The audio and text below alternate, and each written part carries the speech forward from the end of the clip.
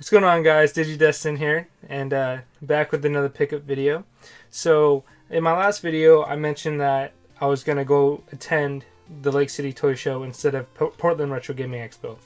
So I went and did that, and while I was there I met with a lot of friends, and I found a lot of good stuff, made a lot of trades. I sold some stuff just because I was holding on to some stuff for some people, and they are able to return the favor and sell me some things. So I got a lot of great things thanks to some friends. So my buddy Emilio actually went down to Portland Retro Gaming Expo, and he owns a store, Retro Game and Toy Exchange, down in Renton, Washington.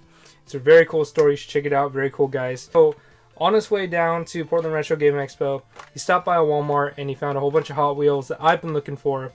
And my fiance hit him up and said, hey, can you grab us a few sets? He even offered to stop by on his way back, and he was nice enough to do that. Met him at the show, and we traded him some of our Hot Wheels for these ones. So what he got for us were the Super Mario Hot Wheels. So there's 8 of them here. On each one there's a different character. So what's cool about these are you can actually put them together. There's 8 of them, and they make a picture, which is very cool. All 8 of them come together to make a picture. So if you guys like to display your Hot Wheels, then that's definitely an option for you in this case. What I traded him were the last series of pop culture Nintendo Hot Wheels, so like the Super Mario Bros. 3 ones, the Dr. Mario ones, and etc. So thanks to Emilio at Retro Game and Toy Exchange for picking those up for me.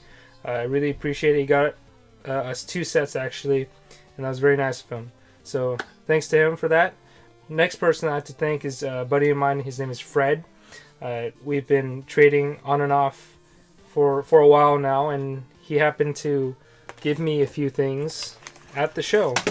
So since it is a toy show, a lot of the stuff there were toys, and he happened to have this guy here. So this is a Donkey Kong action figure. It's chest slamming Donkey Kong and Kiddy Kong, and it's still carded. The packaging isn't as great, but it's still brand new in its box. I'm a huge Donkey Kong fan, or just a Nintendo fan in general. This is from the Nintendo 64 era, and he was happy enough to give this one to me in trade of the Jurassic Park vehicles that I got a while back, like 2 or 3 videos ago. But anyway, there's that. He also gave me this Tomb Raider figure of Lara Croft and Wicked Weapons and Ferocious Foes. So there's those 2. Very, very generous guy. He has like crazy insane hauls all the time, always finding great things for super cheap. Another thing, buddy of mine again, his name's Tony. He happened to have, or I happened to have something for him, and when I got to his table, he had a whole bunch of stuff, and a lot of great stuff actually, and my fiance and I were able to find some decent things to pick up. First thing, this Teenage Mutant Ninja Turtles puzzle. It's a 100-piece puzzle. It's $5, and it has a free surprise toy inside. So I'm gonna give him a little bit of heat just because it doesn't have the surprise toy inside. So he's gonna be hearing from me about that. Other than that, he did say that even though it's 100 pieces, there's something like 105, so I get bonus pieces. That's great.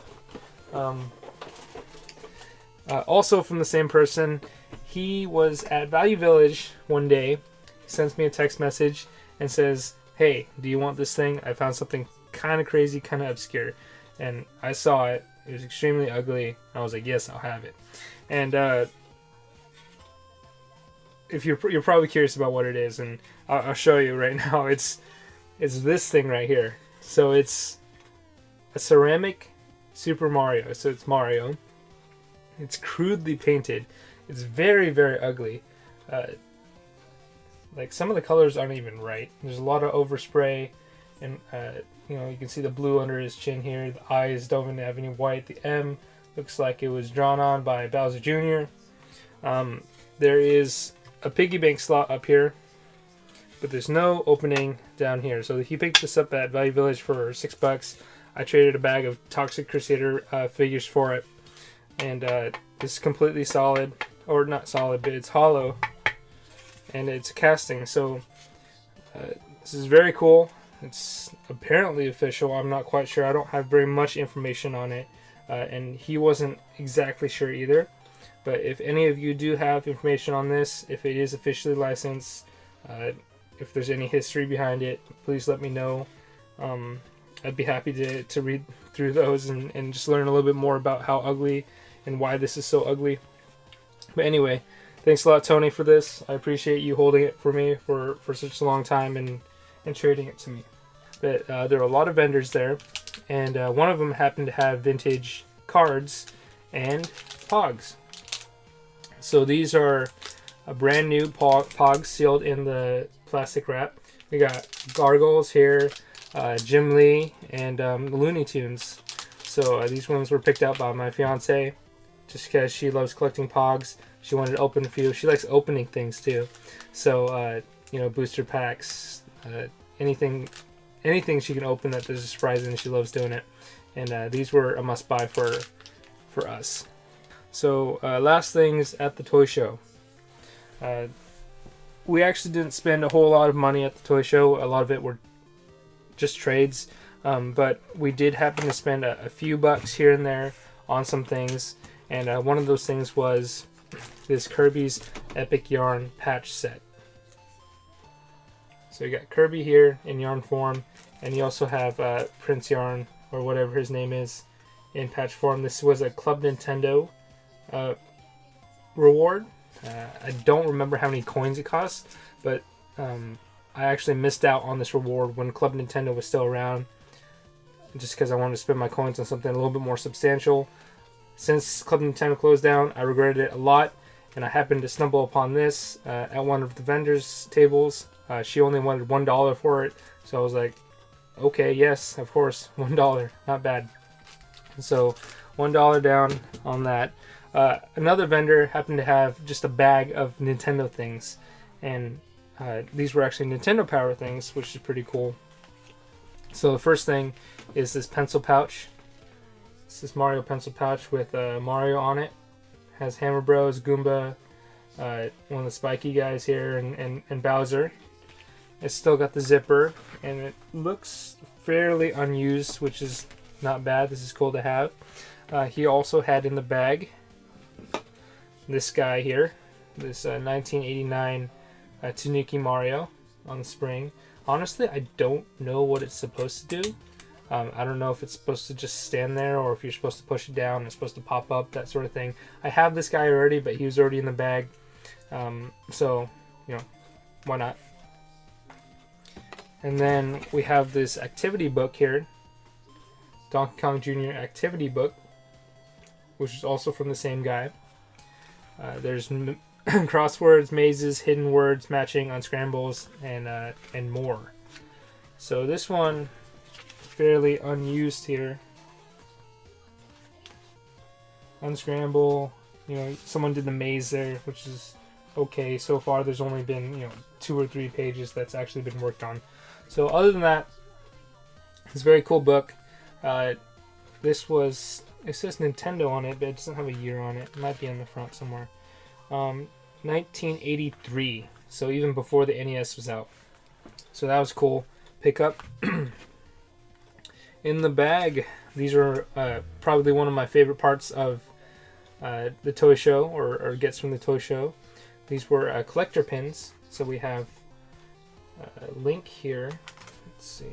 I can't get it to focus. There we go. It's a little bit better. So we got Link. And then we also have this Nintendo Power pin. Let's see if I focus. Yeah, that's probably as best as I can get it. It says Team Power on it. So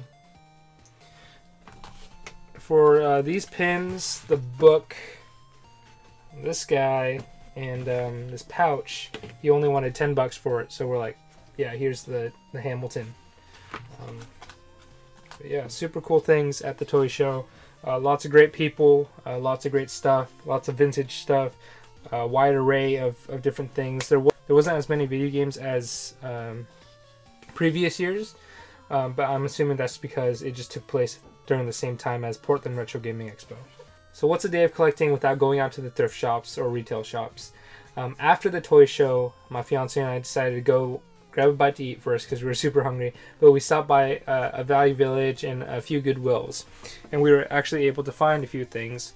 The first place we stopped was a Goodwill, or a Value Village. There's nothing there, so I don't really count it, but a Goodwill, and we happened to find a silver GameCube controller. It was $6. This Castle Crashers figurine came in a bag full of things. This Tamagotchi Connection also came in that same bag. This Wii Remote Plus, the Mario edition, it was $7 as well. What's cool is, it's got the sleeve, it's got the wristlet, and it's nearly new. It's like barely even used, and it even has batteries in it, which is cool. And then we found this Big the Cat plushie. So this guy was $5. And this one's officially licensed. You got Sega Entertainment there, and Sega 1999 on there. So I'm assuming that it is from the Sega Adventure line on Dreamcast. Second Goodwill, surprisingly, we actually found the matching Wii wheel, the Wii Mario Kart Racing wheel, for that controller. So if you notice, the difference between this one and the Hori one, which is a third-party license, right here is normally an M, the Mario M, and it's just red and blue. It doesn't have the yellow there. On the side, this is brown to match his, his mustache and his hair, and his shoes or whatnot. But this one apparently, I think this one was a Club Nintendo exclusive, which is kind of cool. You don't see this one too often because they weren't sold in stores.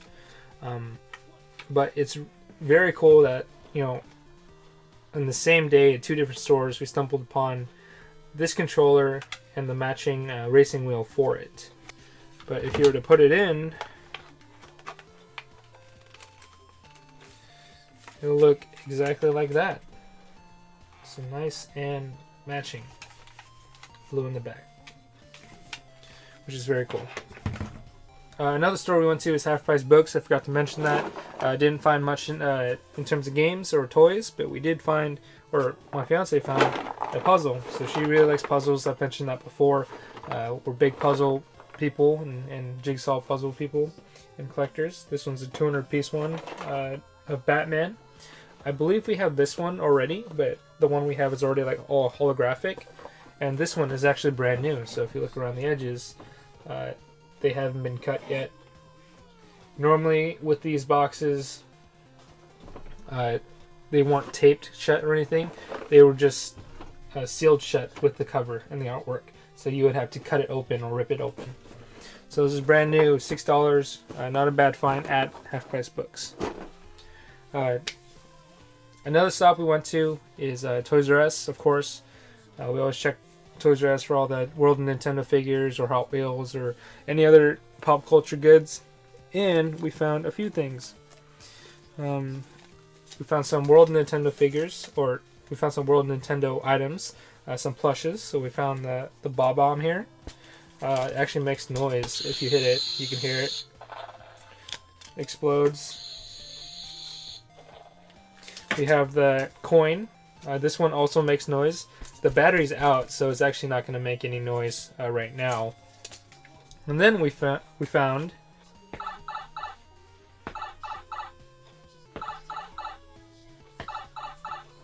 the warp pipe. We found the warp pipe. So those were some cool finds from Toys R Us. We didn't find any of the actual action figures. We just found the plushies, which is nice because we have a good collection of plushies as well. Last stop of the night, we went to Goodwill. Another Goodwill. And we happened to find something very cool. one of the more obscure pieces collecting, and it's something that not everybody has heard about, but collectors do know about. I'll give you a hint here.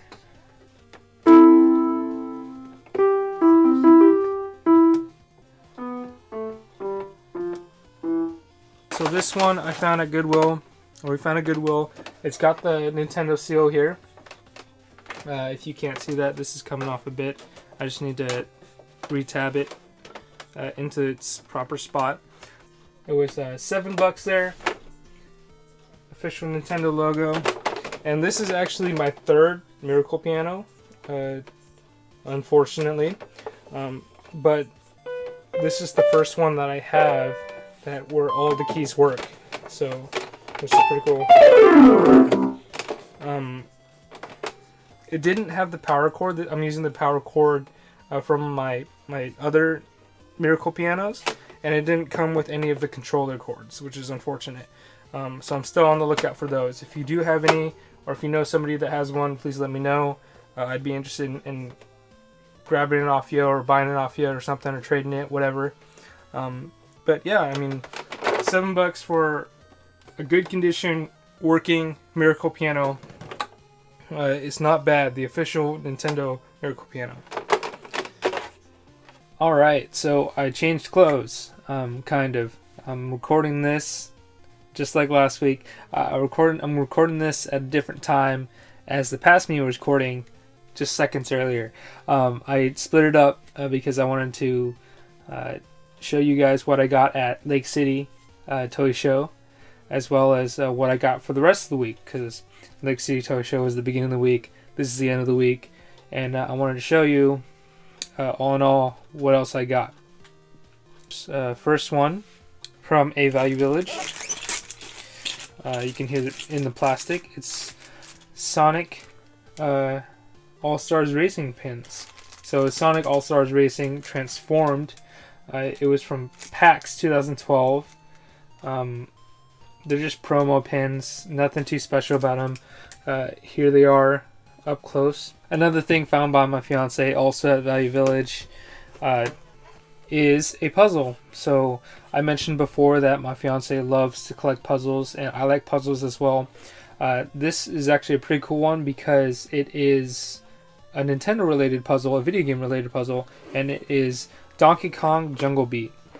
And if you look at it, it has got a rubber band on it. I'll take this off real quickly. It's only it's a 3D puzzle. It's 100 pieces, and it's got this lenticular front collector's card, and looks kind of 3D, kind of shifts and moves. You can actually take this off and just display it somewhere, or whatever you want really, and keep it. But what we really wanted was the puzzle itself. The puzzle, when you open it up, the pieces themselves are also lenticular. I don't know if you can see that. Part of it is actually constructed already, but it's very cool. You can see it move right there. It's 100 pieces, and we were able to pick it up for 99 cents. Another puzzle find, actually. This is just Animaniacs. So Wacko, Jacko, and Dot says, "We have no taste, but we like you." And so this one was also 99 cents, 100 pieces. A nice one to add to our collection. What was nice about this Halloween week, or leading up to Halloween, is that Value Village stayed open an hour later, just so they could sell costumes and Halloween decorations. And so after work, we would stop by, because I get off work late. We would stop by, would make it to the stores in time, and we'd see what we can find. And we found those puzzles, and we found the pins, which was cool. More recently, right before I'm recording this video, we actually stopped by, and we actually found some other things as well. So we were able to find a console for very cheap with the controller. It is a Genesis, a Model 1. So it came with the controller attached to it, the classic 3-button controller here. I have a Model 3 and I have a Nomad, but that's just about it for Genesis. That's all I have. I'm not a huge Genesis guy, but since I didn't have a Model 1 and this was $10 with controller in decent shape, I figured, it was worth the buy. I do have fond memories playing Genesis with my cousin, some Mortal Kombat, so yeah, not bad for $10 with the controller. Also at Value Village, this is a little bit more of an obscure find. It came in a bag, it's from the toy section, and it was $3.99. You can see here it looks like a little car, so I'll actually show you here. It's $3.99. I'll take it out of the bag real quick. And if you look at the remote control right away, you'll see a familiar face. Following the theme of the Genesis, it is Sonic the Hedgehog. So this is a remote control, and then it controls this guy here. So this is a car, a remote control car made by Nyko, and you can see it's got Sonic on the front driving, it's Sonic on the side, Sonic on the side. Got his shoes here, so Sonic the Hedgehog. And it's just a remote control car. So, and I do not know much about this. I don't really have much background about it. I saw like one advertisement on the internet for this. It might have been a promo item, something that you had to mail something in for. I figured since I'm picking up the Genesis, or since we were picking up the Genesis, might as well pick up this cool little Nyko remote control car. Themed after Sonic the Hedgehog. This was actually made in 1993. So it's right around the peak of Sonic's popularity for the 16-bit era. Every now and then we're able to stop by Half Price Books after work and see if we can't find anything. One night we stopped by just because we felt like we were going to find something, or sometimes where our gut feelings are right. And we stopped in this Half Price Books and they had a whole bunch of NES games. So they had things like Burger Time, they had Super Mario Bros. 3, they had Teenage Mutant Ninja Turtles, Star Tropics, NES Open.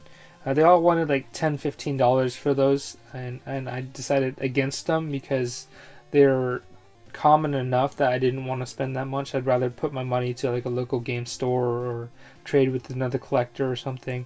But I did happen to find other more common titles for a little bit cheaper, and picked up about, what was that, 6 of them here, and I spent about $30. So it's the receipt. So the first one I found was Capcom's Mickey Mousecapade. It was $4. Rad Racer, $5. It's actually pretty rare to find these types of games at Half Price Books nowadays that aren't gouged in the on their prices. We have Mylon's Secret Castle, made by Hudson Soft, $4. Tetris 2, $4. And then this was a little bit more surprising for the price. Actually, I found 2 copies of Dr. Mario for $5 each.